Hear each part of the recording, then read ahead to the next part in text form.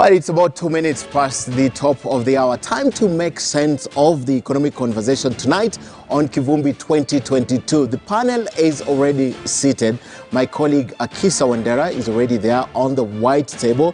Bilokero, former Senator, Wanjiru Gikonyo from TISA, and of course we have Kwame Owino from IEA. We're going to be speaking to them shortly, but first let's break down the figures, and we begin tonight by telling you the aspirants and candidates in the 2022 general election. Let's begin with the non-candidates: William Ruto, Raila Odinga, Musalia Mudavadi, Gideon Moi, Jimmy Wanjigi, Kalonzo Musyoka, Mwangi wa Iria, and Ruben Kigame. They have all declared their intention to run for president. Out of that list is only about 3 who are the right candidates, having run for president previously. The rest will have to be vetted. And let's begin with William Ruto's candidature. He's the deputy president. So what does he do to state his economic plan or pledge for you? Now, William Ruto, the deputy president, campaigning to be president, targets lower sector of the economy. He's promoting what he calls the hustlers movement or the bottom-up approach. He's also offering to create more jobs, employment opportunities, and he says he'll ensure that he avails affordable credit to all those who need it. So what's his strategy for trying to fulfill his promises in campaign? So the first strategy that the deputy president is employing tonight is hosting economic forums where several people come in and discuss and tell them what they really want to see in his economic blueprint. He is also identifying economic needs of various groups and running with that in his campaigns. Part of his strategy also includes programs targeting specifically the youth, who, by the way, will be the majority voters in the next election. And the Deputy President, William Ruto, is also big on donation. So that's part of his strategy. Also, he is setting aside about 100 million shillings for each constituency. Not a new thing happening, because the total amount of money that the CDF gives the members of parliament is actually 100 million. And he's also saying, apart from the 100 million shillings, he's topping it up with another 100 million. So the constituencies will have 200 million. Let's move to candidate Raila Odinga. Now, Raila Odinga says he'll be for fighting corruption or fighting graft. He's saying that he'll seal all the graft loopholes, which you will note, by the way, all these candidates sort of speak the same language, sort of compare when it comes to what they want to do for Kenyans in terms of economy. And he's talking about employment and creating job opportunities for those in need, and youth specifically. That voting block, we talked about it about 2 weeks ago, the youth factor and employment. So he spoke about it, and it's big with all these candidates. So apart from job creation, he's talking about social empowerment. He's running with that, and he believes based on that you are going to vote for him. What is his strategy? Part of Raila's strategy is pumping about 100 billion shillings for what he terms as social protection, social welfare. That's a top of his strategy. And he's giving about 6,000 shillings for every needy household. And he's promising to work with the private sector in his bid to improve the economy of the country. Part of his strategy also is to give you tax breaks, if you know what tax breaks is about. And Kwame Owino is going to talk to us about this. So is tariff exemptions and subsidized credit. How that is possible with the president, if they will put some fund on the side, we will know from our panel next. And that's tariff exemption that they're going to talk about also. Strategy also, level the playing field for small businesses. Right now, they say that they can't compete. What is needed to run a successful business in this country makes it impossible to do business. And he's also talking about secure international contracts for businessmen. So how he plans to do that, I don't know. So it's very important that we tell you what they're saying. Part of the strategy also is to set up government planning body. We'll get a name for that, and he's promising to revamp the Export Promotion Council. That was a very successful body when they ran it, and when he was Prime Minister, he tried to put some of these ideas to work. And lastly, as the top strategy for Raila Odinga, the candidate, is to make ICT, information, communication and technology, the backbone of the economic growth if elected as president. Away from Raila Odinga, this is a gentleman who was a deputy, who was a vice president. He also ran in 2013 for President Musalia Mudavadi. He's talking about his uchumi bora, pesa mfukoni economy. That's the first thing he's saying. He's also talking about job creation. Realize it's the same across the board. Create an all-inclusive government where the youth have a place on the table. Everyone else is represented, the women, the marginalized, the differently able people. Look for markets abroad. Same thing Raila was saying, that he's going to look for international contracts. I just think it's a different language. Promote industrialization, because the backbone of every strong economy is actually industrialization, manufacturing, and a bit we're agriculture centered. Promote innovation through ICT. Realize something about this gentleman, they're almost speaking the same language. He's also saying that he'll cut the cost of electricity by almost half, or by half, from the current 40 to 20. Now that coheres with a lot of people who really want the cost of energy to come down. Allocate more funds to agriculture. Top, he's the first person I'm putting on this board that talks about agriculture.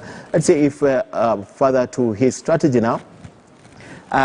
Yes, that was for Gideon, that was for Musalia Mudavadi. However, there's a KANU chairperson, Gideon Moi, who just the other day was given the mandate by KANU, then the managing organ, to run for president. Now, he is yet to launch his presidential campaign officially, but Gideon Moi says that fighting corruption will be key in his quest to become president. Now, we're leaving out a few candidates because of time, but let's talk about GDP growth in the country. In 2020, we're looking back, it was about 4.8%. You know what happened in 2020? That's COVID. 2021, it's projected that it will rise to 6.1%, and 2022, by the next election, it's projected that it will be at 6.3%. Of course, you can't talk about GDP without looking at inflation. So in 2020, inflation was at 5.0. 2021 is 5.1, just a digit higher. In 2022, they are projecting by the time we go for the election,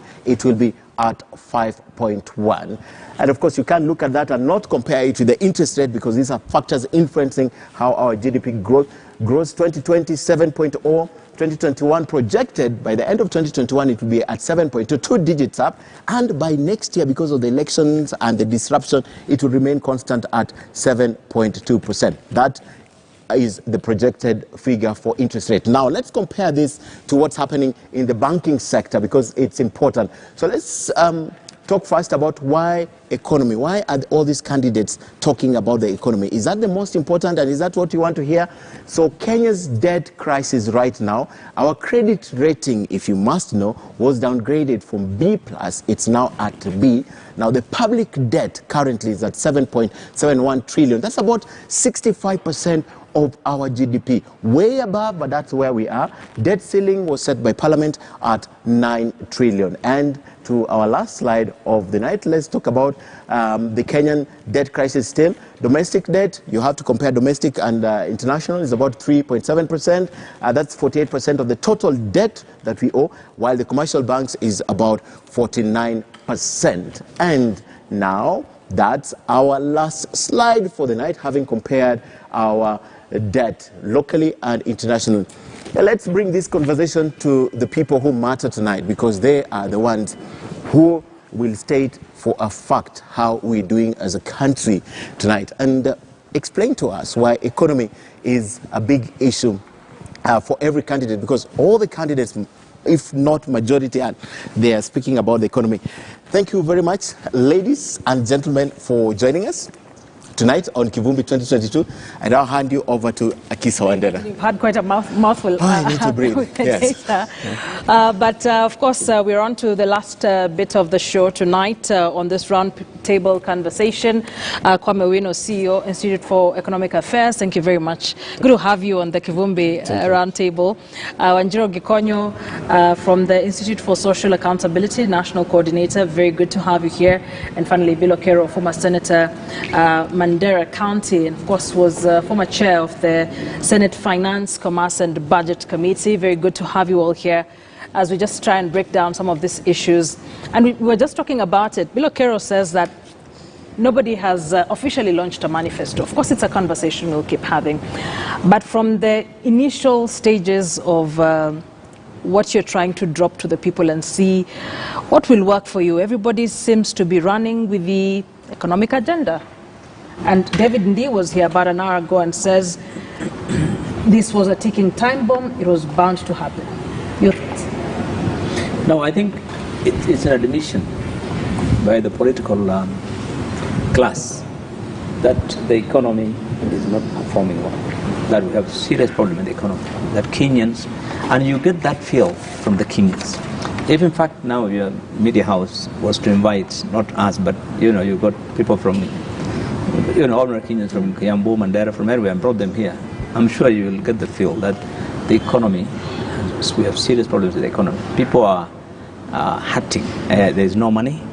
The cost of living has become very expensive. Life has become very difficult. The cost of things have really gone up. What you bought for 100 shillings about 2 years ago is now 400 shillings. So people can feel it. So that's why economy has become the key issue, because when these guys go out, they get the sense, they get the feel that the economy is really bad, and that they have to prioritize issues of the economy more than anything else if they want to. There are things to resonate with Kenyans. I think that's the reason why you find everyone saying, even those who have no idea, coming out and saying economy will be my, although nothing really, no one has come up with a manifesto, no one has come up with a blueprint for what they really want.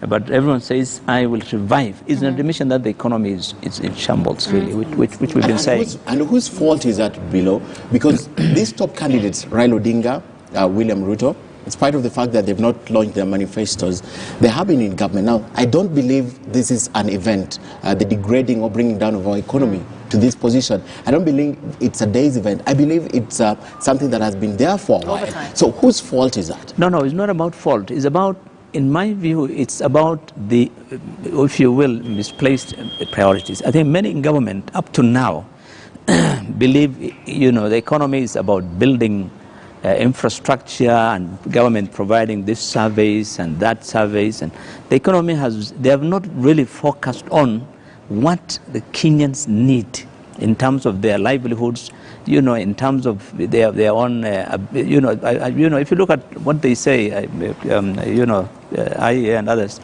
that in regions like Africa, it has the highest entrepreneurship rate in the world. You have, at the same time, that people who are really coming up with startup, but you find, if you look at our statistics, 80-90% of them collapsing because of lack of funding. There's no credit available. There's no enabling environment.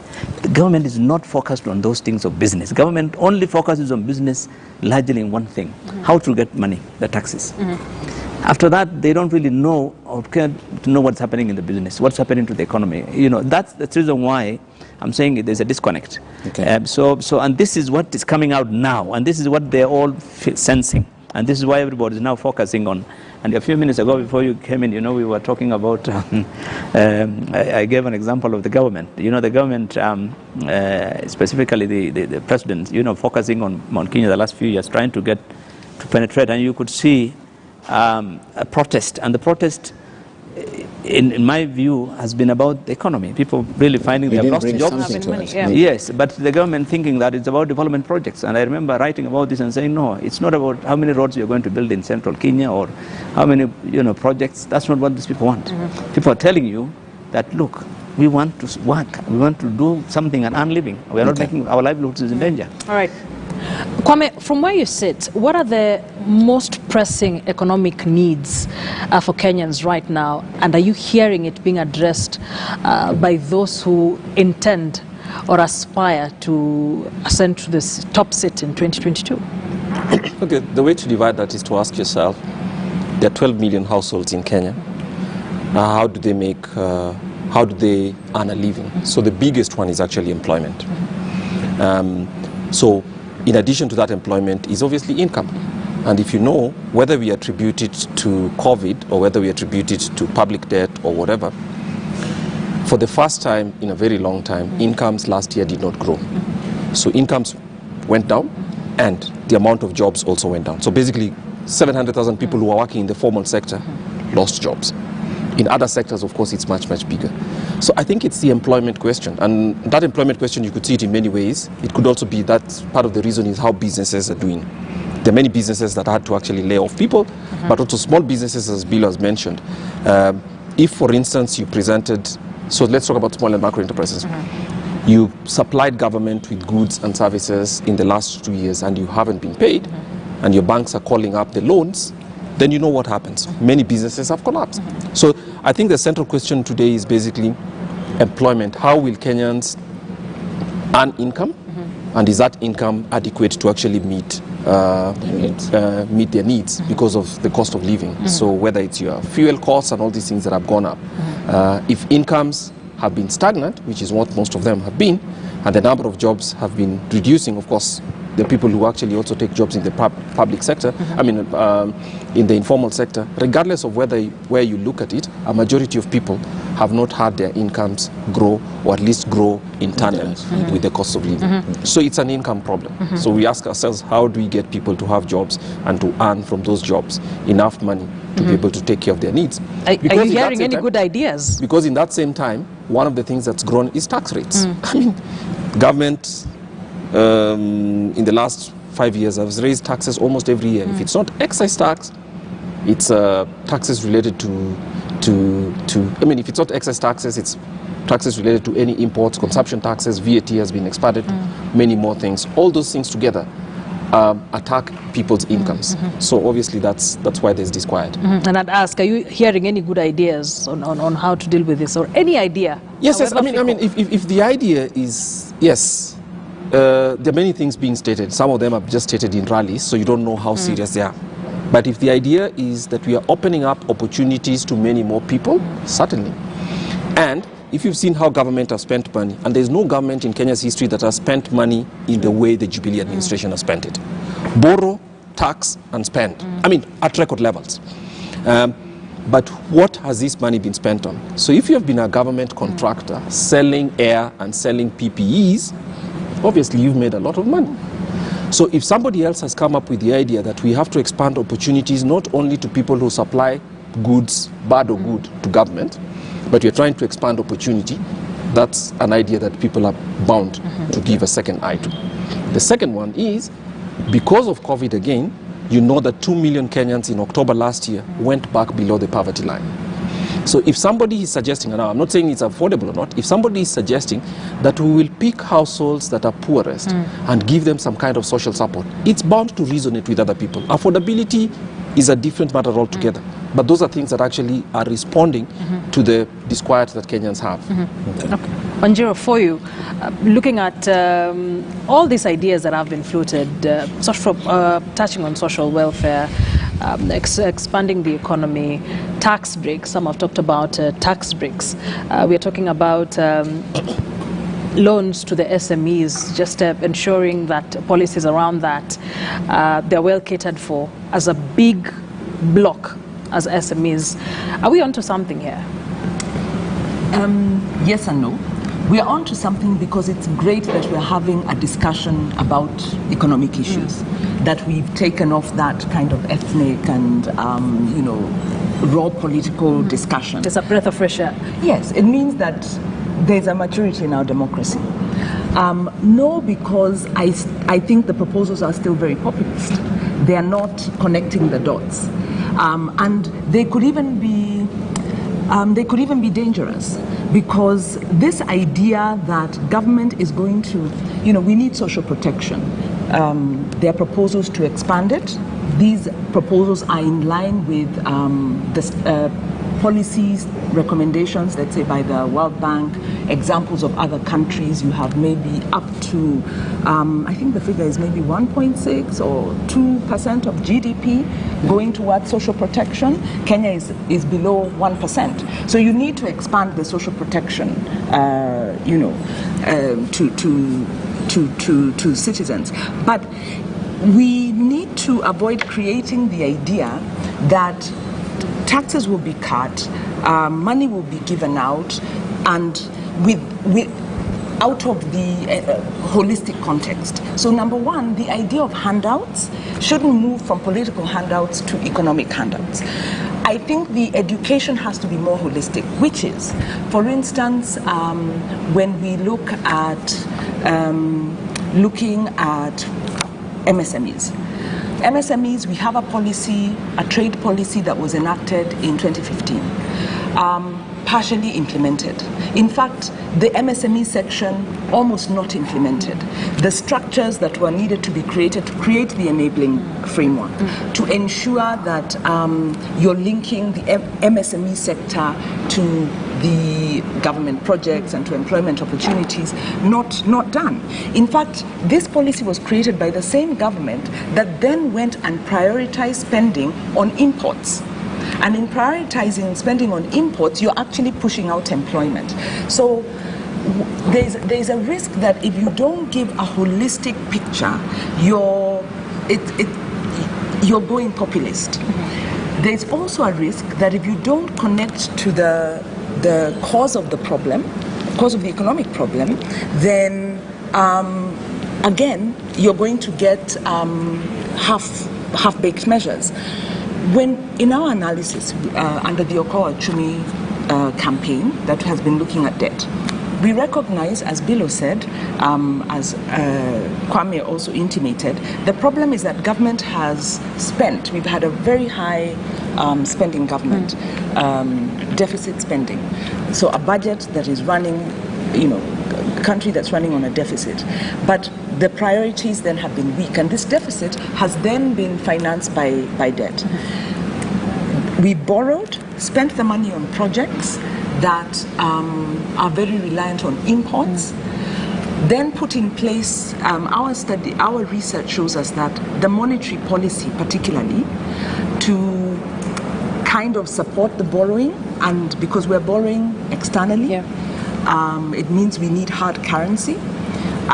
So the monetary policy that government has adopted to support its debt policy is a big cause of the problem, because then it makes Kenyan goods expensive on the regional market. So Kenya's competitiveness on the regional market has been falling since 2016. Now, if you can't export goods, then where are you creating jobs? On the other hand, if you look domestically, in the domestic environment, taxes have been going up. So businesses are then operating in a very restrictive context. On the other hand, the deficit has been growing, the budget has been growing, but then we have this jobless growth. Where is this money going? When you say you have a 2.7 trillion budget, we should be feeling it. But it's because the priorities are misaligned. For instance, SGR, huge project, but that was an appropriation in aid. So that money actually didn't come into the economy. That money went into the Chinese economy. So so there have been bad priorities, there are bad policies, these policies continue, and so I feel the conversation has to get into some of these causal issues. Because unless we deal with those, even if you give the social protection which you need to give, the environment in which growth happens, jobs are created, people are employed, doesn't exist. Very, very interesting. However, we're looking at gentlemen. I know you've spoken about populist ideas. That's how they look at this point. We're looking at individuals making these promises because they want to win elections. So, I haven't seen a lady. I haven't seen a lady running for or declaring they want to run as yet. Yes, so it's the gentleman who. No, we have really, you have to. Gender checks have to be made. But it's the gentlemen who are promising. Raila Odinga, we have so far Raila Odinga, William Ruto, Musalia Mudavadi, all big in the economic agenda. But these are gentlemen who are looking. These are men who are looking to win elections. My problem with them is the populist ideas will not translate to the real reason why Kenyans are voting. And that's our problem on Kivumbi. It's the economic agenda that has been set by them. They are not listening to us. Now, I want us to redirect the conversation to, if they were to listen to Kenyans right now, what would be their priority? Let me begin with the politician. What would be their priority today if they were not to tell us what we need to hear because they need votes? No, I think they although they have not, as a matter of practice, politicians in this country have not been listening, particularly the leadership in power. But I think in this election, the reason why they are all gravitating towards the economic agenda is they are listening. If they are not listening, at least they are hearing what's going on. That they are, Kenyans are lamenting, complaining aloud. By the way, on your TVs, you've seen people, men, women in rural areas. Nowadays, talking about economic issues. They complain about debt. They complain about life becoming more expensive. They see this every day, and they see it. So they are, if you will, listening to all. They see what's happening, and they are trying to react in their own way. So, in my view, it's not very difficult for these leaders to come up with their manifestos on the issues. The issues are very clear. There are, and he has explained very clearly, it's about income, really. We have got millions of Kenyans who are not employed and do not have any income. There are others who are employed, but the incomes are not growing. There are, so it's about, and that's why they keep talking about we are going to create jobs. We are going to, give social... Are they honest below? Are they honest, or they are looking for votes? No, the reason why I'm asking it's not about honesty. Kenyans have systematically been impoverished by the same politicians. That's my point. So when they come with these grand explanations that they're selling out there... The reason why I say it's not honest is when I came to Nairobi in 1975, the Gikomba Juakali market, where they make those boxes and everything, is exactly the same one that is there today. And for all the years I have been in this country and listened to government, they have always, SMEs have always been on the government agenda, that we are going to provide at least shades. This has been, even the time of Kibaki, we are going to provide shades for these people. But when you go there, it's the same open air. It's not genuine. When you go to Kenya Industrial Estates, Kenya Industrial Estates, if you go there, it's run down. And these things, when the original, back in the days when the idea came up, it was an incubation for those guys who want to start nothing. So yet, if you look at it from the policy point of view, Kwame, there has been, laws, there have been policy papers, and so many things developed around SMEs.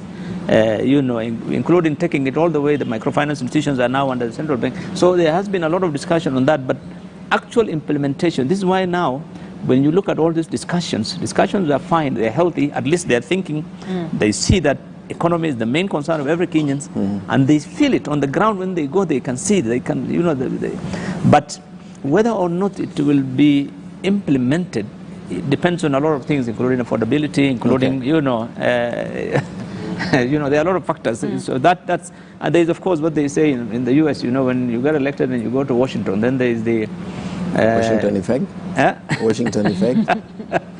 No, there's establishment. You'll go into the, you have to get into, you have to fit in. Fit in, yes. There'll be the treasury, there'll be policy, there'll be government, where you told my friend, some of these things are not workable. This is how it happens, There's an IMF mission in town, and you have to pay this, and we have to do this, and so. The reality but checks, it's good that they at least. Okay. I still don't believe, and I would draw you off your comfort zones, but I still don't believe tonight. Because if you talk about what Bilo is saying, the policies that have been in place, these have been well-intentioned, but there's also the flip side. If they did this, they would not come and find something to run on. So it's very intentioned, Kwame. Okay, let me say this. It's very difficult to read, say, Raila Odinga's, Musalia Mudavadi, or William Ruto, or anybody else who's running. It's very difficult to read their minds to decide whether they are trying to take Kenyans for a ride or not. But what I know is this. Jubilee administration that we had expressed to us that they intended to build infrastructure. They intended to build the SGR, come what may. They have. And it is a disaster. Now, they are not accepting it, but it is. So the point is not that they don't want to implement. The point is sometimes because of whatever interest or whoever has captured them, they implement policies that they think are good but are completely disastrous. So I'm not too sure that the intention is as important as to ask what's the quality of the ideas. So sometimes politicians actually implement, and especially for the Jubilee administration, just like President Kibaki did, they implement what they say they would. President Kibaki said I was going to let all kids go to school. We saw 60-year-olds going to school and the rest of the world laughing. Kenya today has the highest among countries of our level literacy rates for children 14 and below. So sometimes they do. So it does not matter what they say. What we should ask ourselves is what's the quality of the idea. Some of them are good, some are bad, some are extremely ugly. Okay. One of the big things members of the three gentlemen and whoever might join them would have to do is to tell us what are they going to prioritize. There is no government of the Republic of Kenya that has a gold chest. They're going to come and find that the treasury is empty. Yeah. Is it realistic? And we have, on the one side, debts that need to be paid. So they're going to prioritize. So for instance, if Raila Odinga has the intention to give 6,000 shillings per household to the country, to people who are unemployed, there are 12 million households. So even if you cut it by saying you'll be giving 2 million households, he needs to tell us, my calculation about that is 72,000 shillings per household. By a million households is about 7.2 billion, 72 billion or thereabouts for a whole year. What he needs to tell us is where are you going to cut the equivalent? Not where to even get. There's no other money to get. Okay. What are you going to cut? Yeah. Which guys are you going to ask to go home, from the guys who are building stadiums to the guys who are pretending and doing? So where are you going to cut? So basically it's a prioritization game. And whoever prioritizes the best is probably the person who actually understands. So it's not about what ideas you have about how to spend money. It's the quality of There's those no ideas. free bank. There's no blank check for anybody to spend. The point would be you need to stabilize the debt position first, because right now if the KRA is collecting 2 trillion, next year of the 2 trillion, 1.2 trillion is going to paying debt. So you have 800B, which is all public sector salaries. So if you're going to give each of us a check of 6,000 shillings per household per month, where is that money going to come from in terms of what are you going to cut? Because cutting is necessary. The SGR, every time it runs, loses 20 million per day. That's a fact. It doesn't matter whether the president uses it or not. It's Now we're actually losing money. subsidizing. Yeah. It's losing 20 million per day before it even pays for the debt that is out there. So what are you going to do with it? The smartest guy will say this brave thing, I will close it down. But they won't. So you'll know. Either they don't know what they're doing or they don't want to tell Kenyans the truth. So an admission of the state of affairs is what the smartest of them will do. Okay. So there are no easy decisions. So anybody who's pretending that they will need to government break has it money down. to send us all Just checks. elect me, this is going to happen overnight. But here's my problem with that, because we've just run one of our stories there, and Raila Odinga said in the rallies in Kisumu that those criticizing my agenda on this social welfare issue, you should not criticize because I and my people or my government knows how we will reach at this decision. You're appealing to those who would want to vote for you, and you've started by saying that we are getting to a point where there's some level of maturity in our space. So when we make this populist, quote-unquote, decisions without breaking it down for Kenyans, like what Kwame is saying, and perhaps maybe it will happen in the manifestos, but at this point, nobody is coming out clearly to say, one, where will we get this money? There's concern that most of these promises are more financial than fiscal. So that, what is the danger in that to the Kenyan voter? How will they be able to sieve what is workable and not, so that we don't get ourselves to 2013, 2017 situation? Yeah, in fact, Kwame said it very well, because, and the point you're making is, the enlightened voter will ask the questions about where's the money coming from. Even though this enlightened voter, we've seen even very advanced democracies not have enlightened voters, because there's always that, when it comes to politics, there are very many factors that come in. But there is a need to do what we call political education, so that Kenyans can learn to ask those questions. Because Kenyans have felt the experience of the economic choices that were made by a regime. There'll be economic choices here.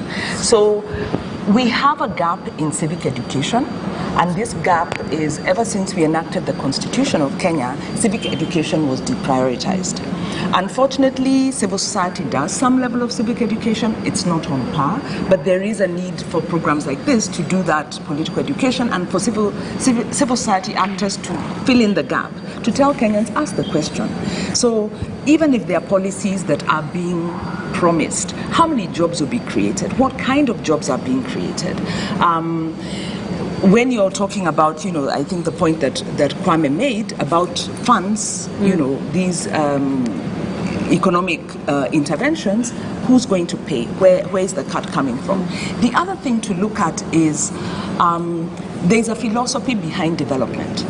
The Jubilee administration came with an infrastructure development philosophy, and we have seen it has failed. And not only that, they came with a large infrastructure philosophy, because you can have infrastructure philosophy, but then you build smaller level projects that give jobs to smaller level companies, such as local companies, as opposed to mega infrastructure, which are all based on imports and based on, because you're doing competitive tendering, the winners of these tenders are external companies being paid from loans in hard currency. So actually we've been exporting jobs, we've been subsidizing external markets with our large infrastructure philosophy. When you look at some of these other projects, for instance, there's going to be, and I won't name the candidate, the constituency funds. This idea of creating funds, and these funds will then give low interest loans. It sounds very good on the face of it. But if you go back into Kenya's development, you realize that we had cooperatives. And cooperatives were created to empower the smallholder farmers, so that you not only have the money, but you also have the decision making. You also have you create empowerment as well as the economic opportunity. So why would you then say we're going to create a fund as government, and you'll be able to dip into that fund? Why not go back to the cooperative and find something that works? You know, cooperatives were killed under the 1990 structural adjustment programs, because government rationalized, and the movement that was beginning to build up and the support that government was able to give to cooperatives was rolled back. Okay. So you need to go back and say, look at our economic structure. You'll see that we have a lot of very small scale farmers. We've got a lot of informal sector traders. These traders need to be empowered to engage economically, and they do so best when they work in cooperative movement. But you need to build capacity. You need to look at the governance. You need to look at the opportunities. Look at what happened. Which will take them time. Look at what happened, for instance, to Githunguri farmers who came up, got into the milk sector, organized themselves, and were able to enter into the value chain and really empower not just the direct farmers, but the whole area where they were operating. So when government or a politician is saying we're going to create a fund for you, our experience with funds is that they are based on patronage, whether it's the CDF, which is unconstitutional, whether it's these other funds. So the populism is very dangerous because it disempowers, and it's assistentialist. It's government creating systems that actually empower them, because at the end of the day, they set the rules. If you want to come for these funds, it's like the fund that was created, I'm forgetting the name of it. There was this facility created for MSMEs during the COVID period, the Credit Guarantee Scheme. And informal MSMEs did not know about it. Those that did know were not able to apply, and the subscription was extremely low. Why? When you design systems that are based on that aren't based on democratic principles, that aren't based on empowerment, you then further or continue to isolate those that you're trying to help. So we need to ensure that the promises are based on an empowerment model, not on an assistentialist or patronage model. And those are some of the... Kwame, I have a question for you, because among the proposals of Raila Odinga, you spoke about where is the fund going to come from, because essentially you don't see any other place. Raila Odinga, for example, is proposing that he is going to seal all graft loopholes. We know the country is losing money because of graft to the tune of probably 600 billion a year. Is this, would this, if it happens, be available? Do you think it's even possible that the graft loopholes can be sealed? Because William Ruto was in an interview that I did with him a while back. He said he will be so good at his job that there will be no money that will be left around for someone to pick. Okay. Well, I think the president mentioned that as well, and now you say that candidate Raila has mentioned that as well. But this is where their thinking is wrong. You see, if 2 billion shillings is being lost per day, right? It is not as if that 2 billion shillings was not already dedicated to something else. Do you get the point? It's as if I took a bus ride and I lost, say, 200 shillings and I had 1,000, right?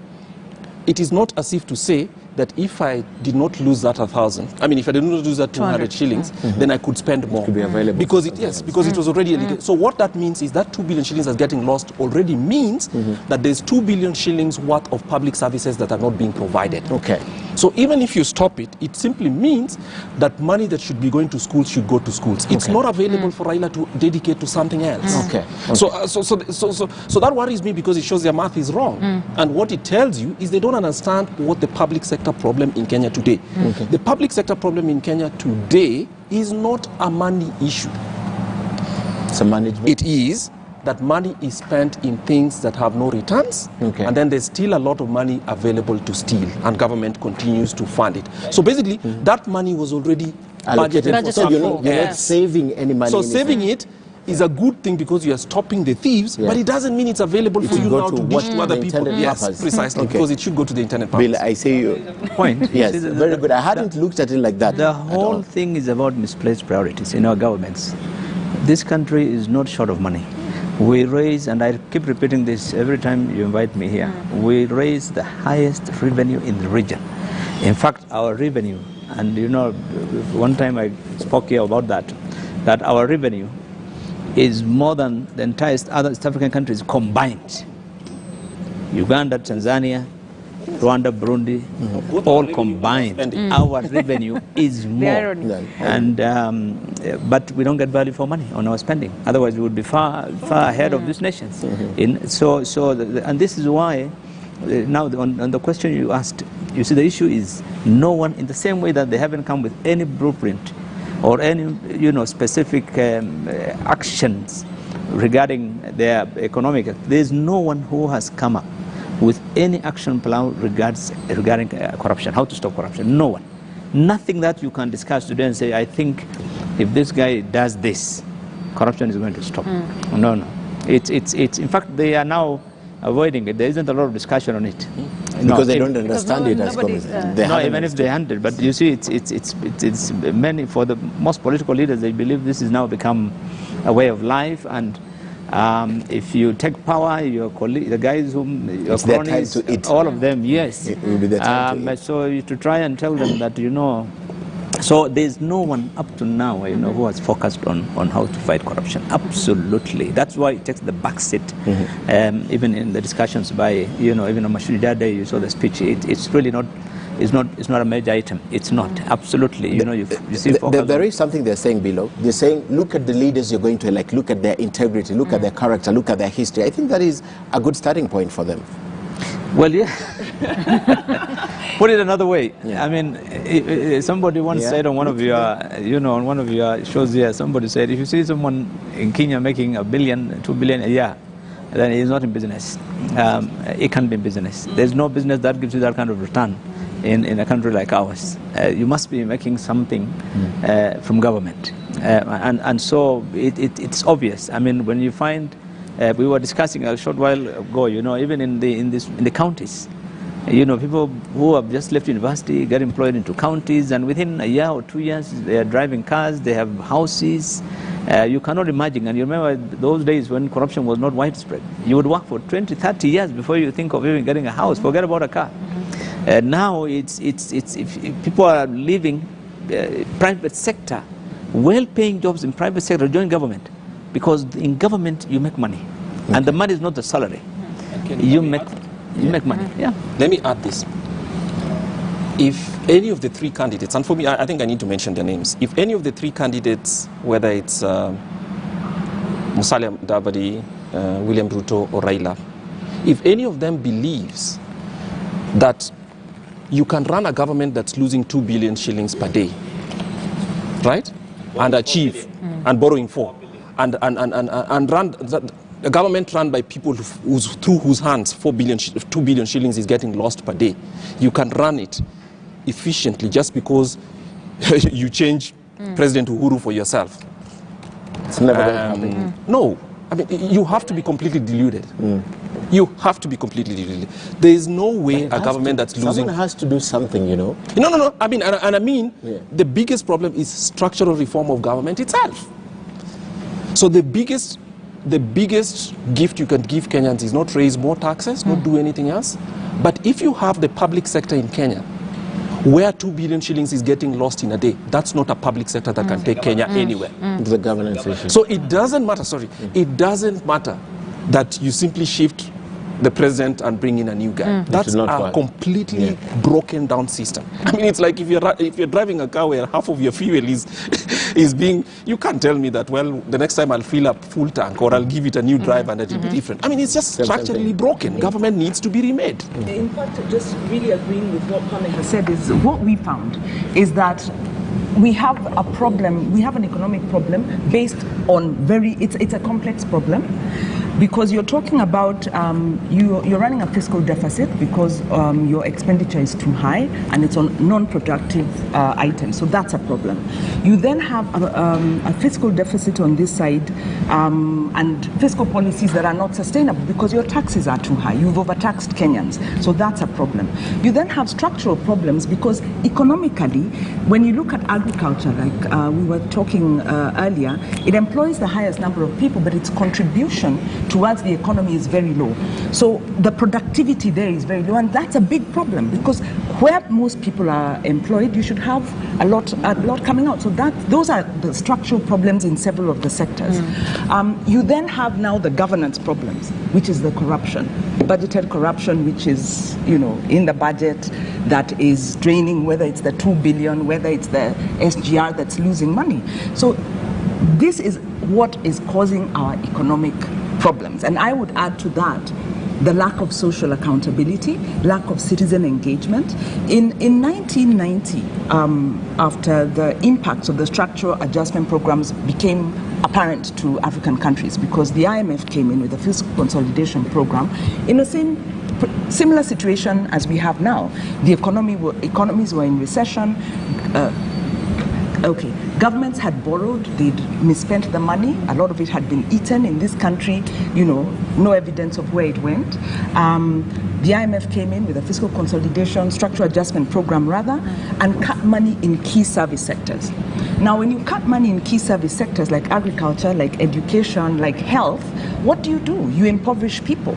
They then also instituted other measures, some maybe not so bad, but the sum total of their the proposals that were implemented were damaging to the economy. For instance, the idea was that we would go into import substitution, but the policies that they put in place killed the very policies that they were trying to get us out of the economic challenge we have. So right now, Kenya's in a fiscal consolidation program, very similar to 1990, and many of the policies are similar to those that were instituted then. Not all of them, some lessons have been learned.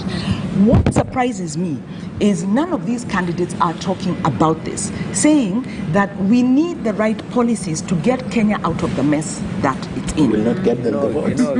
We'll not get them the votes. You know, Gikonyo, if you expect them to talk about that, I think your expectations are very high. Very high. You know, look at the simple for them. It's not I think it's not in their interest. You know, the easiest way, the issue of corruption. Which of these three leaders today has made it public that he will shun anyone who has been implicated in corruption? Which one?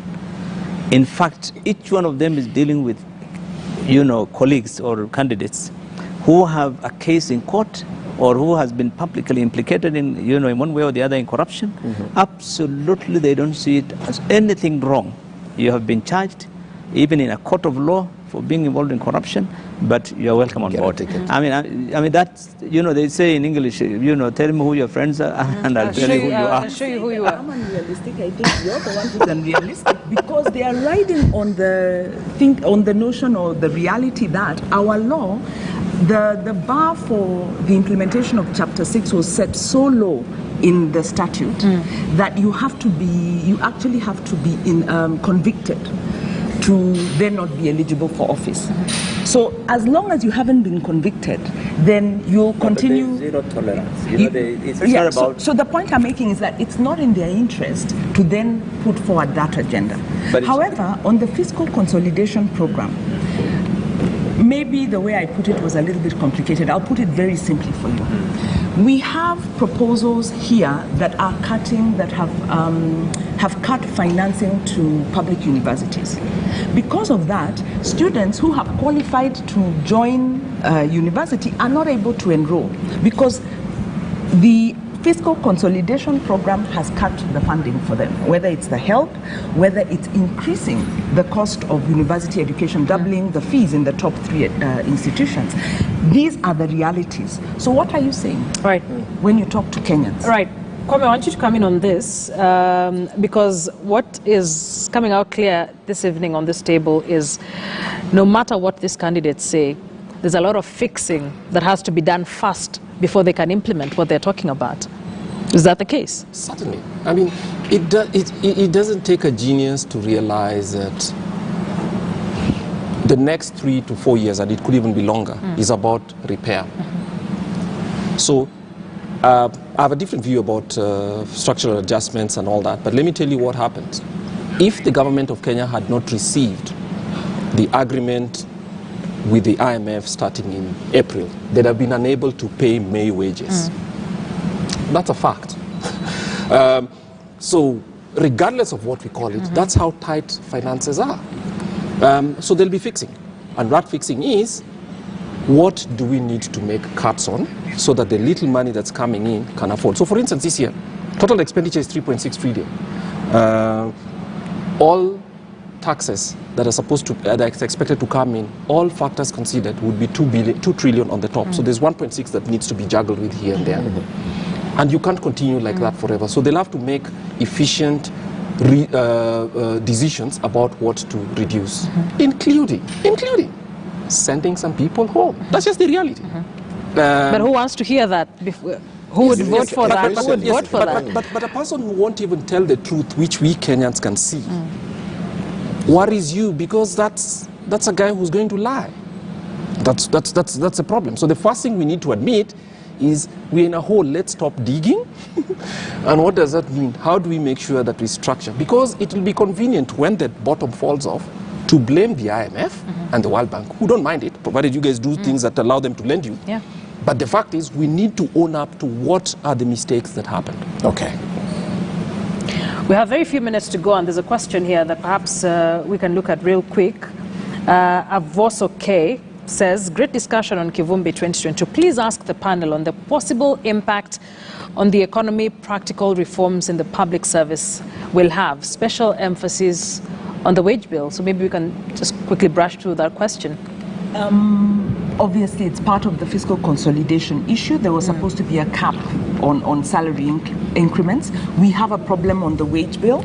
This has to do with the fact that the public sector has been growing, especially when you consider the state-owned enterprises as well, when you consider pensions, when you consider the benefits. Now, our position, and this should be a discussion up there. And our argument and our problem with the way the process has been handled, and not blaming the IMF. In fact, the IMF is more accessible and making the documents around it more accessible than our own government. The problem is Parliament did not scrutinize those proposals. There was no public participation asking, where do we cut? Where do we support? And our fear is that they are going to cut the soft social sectors. Is there that provision? Is there that provision for our Parliament to scrutinize first? Yes, it is. Oh, there's a provision. No, constitutionally, all policy under Article. There's an article on public service. There's also an article on public finance, which is 201. So under the Constitution, all these policies should be discussed. But what happened is that the Treasury and IMF made a whole set of decisions. And like Kwame said, we needed the program.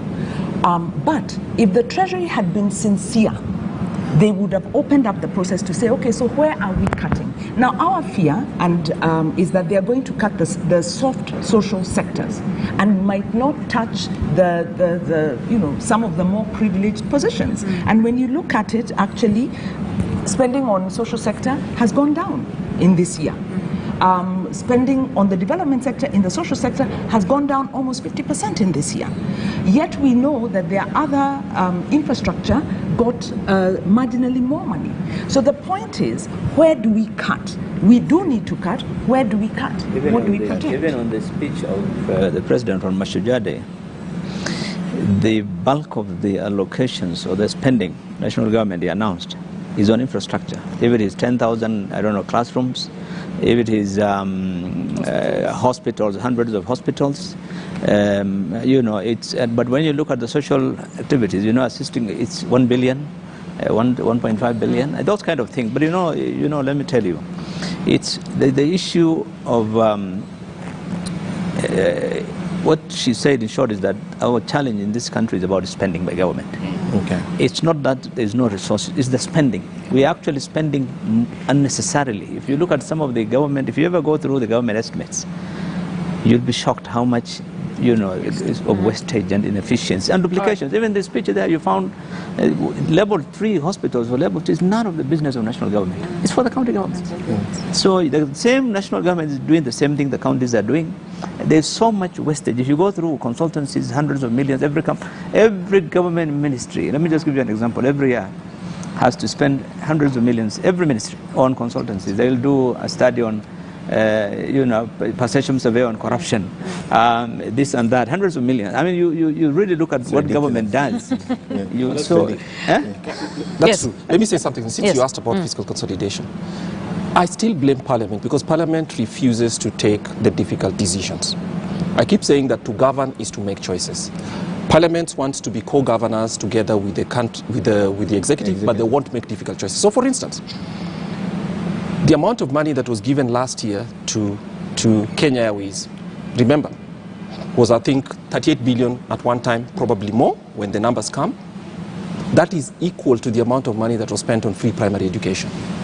So Parliament has to decide, do we want to educate Kenyan kids or do we want to bail out an airline which has private owners as well, which we are not paid a for the single last cent. 10 years. They have not paid a single cent to save their airline, and we are not employing, we are not educating our kids. So that is the choice that they need to make. Yes. They make the choice. Last year they gave it 38 billion. This year they're going to give it another 48 billion. They're refusing to make the hard choices. So that is not something you can fix. That is not something you can fix through anything else. So they have to tell the owners of the airline, take a haircut. Yes. Or do with your airline as you will. As you wish. And Yes. And that's the real economic conversation, not this superficial populist one. No one. But Nigeria, if anyone would go to the campaign trail, the podium, and make this point, that person will never be elected. No, but you guys can ask them. Yeah, we ask. The next time a guy sits here and you tell him, we know you're a shareholder. All the three guys you mentioned, some of them are shareholders of the airline. Why are you asking us to bail you out? Yes. Okay. Because the bailout is actually, he is the one who's being bailed out. They are the ones being bailed out. And you're making it our problem. You're making it our problem, and we are not educating kids. Is that the choice you're asking us to make? One of the candidates who we mentioned tonight, Reuben Kigame, he's running for president. He's declared. I just have to read this point because we're talking about them. The new government, no, actually, it's the one on corruption that I'm looking for. Yeah. Fighting corruption begins at the campaign stage. How do you get your campaign money and with what promises? If you avoid rogue campaign money, you avoid corruption and you can appoint on merit. I think just to reiterate the point that indeed there's something that you can do. But right? you refuse to. But they can't do it because then they will not be electable. I don't think so. Or their hands themselves are dip into the cookie to jar? operationalize the Campaign Financing Act. No, I don't think so. As Parliament. I think the campaign finance law would be a good thing. But regardless of what you make, Kenyan presidential candidates need to tell us the biggest losses for us are the contingent liabilities and those state-owned enterprises. Many of them are suppliers of those state-owned enterprises, and they get paid in advance. So the point they need to ask us, are you trading with government in any capacity right now? And are you the beneficiary of a subsidy that the people of Kenya are giving to a company that you are beneficiary of? Let them declare where they own shares, and then ask yourself where government money is being spent. And if you are? And then ask members of parliament, so you people do not want to pay for university students, and universities are crammed. But you want to bail out. But you're pretending that there's something called a national airline that is so important. It's not important. In fact, if it was closed down, Kenya would be better. Let me say that. It will be better. So you're asking us, the choice you're asking Kenyan parents and taxpayers to make is to save an airline that's going nowhere anyway, or to The educate kids to school. The kids. 11 million All right. kids. It's an easy choice that that is very difficult to make. We have but it's about an easy 5 choice. minutes. Yeah. Okay. Not only the airline, you know. I know. The sugar companies. I conversed this in your paper a long time ago, but Kenya Pipeline is headed for a bailout. Kenya Power and what do you call it? KPLC. Yeah. KPSC is also headed for a bailout. Kenya Railways, you've just mentioned through the SGR, is on bailout. And they're all listed companies. These are also, and you know, then when you find government talking about, you know, spending time talking about the achievements, but they'll not discuss anything regarding the problems of governance around these institutions. Massive failure. And IMF actually has said out of the 18 of the state corporations are facing collapse, and they need over 300, is it about 300 billion to be bailed out in the next 2, 3, 4, and this is public, it's published by the Treasury itself. And I mean, and you don't want to, you not see any person who is blamed for that, or anyone who has been fired, or anyone held, you know, culpable for that. It's okay, you go to the next ministry, or the next corporation, and another guy will be appointed. We have about 5 minutes to go, and as we wrap up, because we spent considerable amount of time to talk about what went wrong between 2013 and now. If you're speaking to a Kenyan watching this show tonight and they're trying to make up their mind on who is giving the best promises, what should they, and I think this is for all of you, what should they be very keen on that must come out of that presidential candidate for them to give them their vote? I'll start with you. It's if there's difficult, anything. but if you know, it's difficult because if you say integrity, I mean, we know these guys. They didn't come from the moon. I mean, they've been around. They've been in government, all of them. They're in government, in fact, one way or the other. So it's on the economy.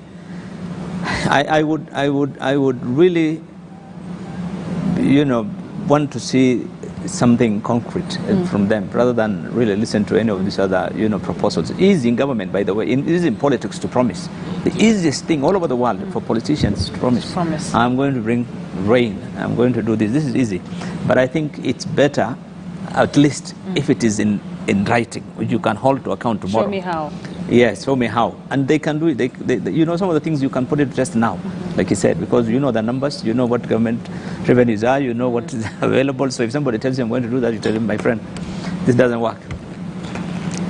I think the winner for me is what Kwame has said about the state-owned enterprises and the interest around that, because Dr. Edward Ouko talked about budgeted corruption. And he said because of this budgeted corruption, those infrastructure budgets can never go down because they are vested interests. Correct. So adding on to what Kwame has said, I think taxpayers should ask the question about where has the campaign money come. I know that's a big dream because Kenyans wait for the handouts, but we need to realize if we don't ask the question, we will pay back.